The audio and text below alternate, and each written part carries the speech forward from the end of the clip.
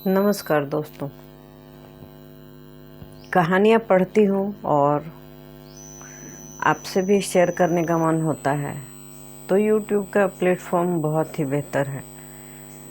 कई लोग पुस्तकें पढ़ते हैं, कई लोग के पास वक्त नहीं होता है तो सुनना पसंद करते हैं। तो ऐसे के लिए ये YouTube के जो वीडियोस हैं बहुत सहयोगी हैं।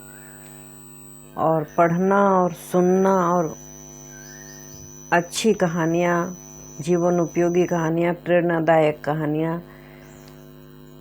हितकारी कहानियाँ ज़रूर पढ़नी और सुननी चाहिए। बच्चों को भी सुननी चाहिए, बच्चों को भी पढ़नी चाहिए। पढ़ने से फ़ायदा होता है कि आपका जो वर्ड पावर है वो बढ़ता है और नए नए शब्दों का, नए नए वाक्यों का निर्माण आप कर सकते हैं। सुनने से भी वही लाभ है, उच्चारण सही होना चाहिए बोलने वाले का, इसका लाभ ज़्यादा मिलता है और फ़ायदे तो बहुत हैं। तो अभी कहानियों की श्रृंखला में मैं जातक कथाओं से कहानियाँ सुना रही हूँ। बहुत सारी कहानियाँ सुना चुकी हूँ, आप चाहें तो चेकआउट कर सकते हैं। और आज एक नई कहानी लेकर आई हूँ, उसका नाम है चंपेय नाग। जातक कथा से है, तो चलिए सुनते हैं। पारमिता को सिद्ध करने के लिए नागराज चंपेय ने संन्यास वर्ण किया। बौद्धों में यह अवधारणा है कि दान, शील, धैर्य आदि 10 गुणों के परम आचरण से बुद्धत्व की प्राप्ति हो जाती है। अपने आचरण में अगर सुधार कर लें और दान करें, धर्म करें, ऐसे 10 तरह के कर्म हैं जिन्हें कर्म पूरा करने से बुद्धत्व की प्राप्ति होती है और उसकी संपूर्ण सिद्धि ही पारमिता कहलाती है। पारमिता क्या है? सभी अच्छे कर्मों को करने से बुद्धत्व की प्राप्ति होती है और ये सारे कर्म को संयम पूर्वक हमेशा करते रहने से ही पारमिता सिद्ध हो जाती है। संन्यास वर्ण कर चंपेय पर्वत पर जाकर साधना में लीन हो गए। वहाँ एक दुष्ट ब्राह्मण ने अपने मंद बुद्धि और बाहुबल से उसको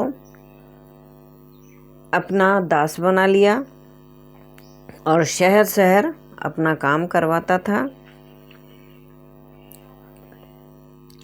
चंपेय ने जब संन्यास वर्ण किया था तब उसकी पत्नी सुमना गर्भवती थी। पुत्र को जन्म देने के बाद वह भी अपने पति की खोज में अपने बच्चे को उठाए शहर शहर घूमती रही। एक दिन सुमना ने अपने पति को वाराणसी नरेश अग्रसेन के दरबार में ब्राह्मण की गुलामी करते देखा। सुमना को अचानक वाराणसी दरबार में उपस्थित देख चंपेय भी चौंक उठे और अपने दासत्व को त्याग कर दिया। जब सभी चंपेय के व्यवहार से आश्चर्यचकित थे तो सुमना दौड़ती हुई राजा अग्रसेन के पास पहुंची और अपनी सारी कहानी कह सुनाई। राजा उसकी करुण कहानी से प्रभावित हुआ और उसने चंपेय को मुक्त करके वापिस जाने की सुविधा प्रदान करा दी। अग्रसेन ने नागराज का निमंत्रण भी स्वीकार किया और कुछ दिनों के लिए उनके राज्य में भी अतिथि के रूप में रहा। वहाँ वह चंपेय से उपदेश ग्रहण करने के बाद वापिस अपने राज्य को लौट आया और बौद्ध सन्यासी बन गया। महाराजा अग्रसेन ने सन्यास धारण किया और बौद्ध बन गए। और यह जातक कथाएं से है और भगवान बुद्ध के पूर्व जन्मों की कहानी है। विद्वानों के मतानुसार ये कथाएं भगवान बुद्ध के निर्वाण के पश्चात उनके अनुयायियों ने भी कही हैं और जिसका एक संग्रह बना जिसे जातक कथा कहते हैं। तो संगति से गुण आता है और संगति से गुण चला जाता है और जब जो लिखा होता है किस्मत में वही होता है। संन्यास धारण करने गए थे चंपेय नाग और एक ब्राह्मण के कुचक्र का शिकार हो गए।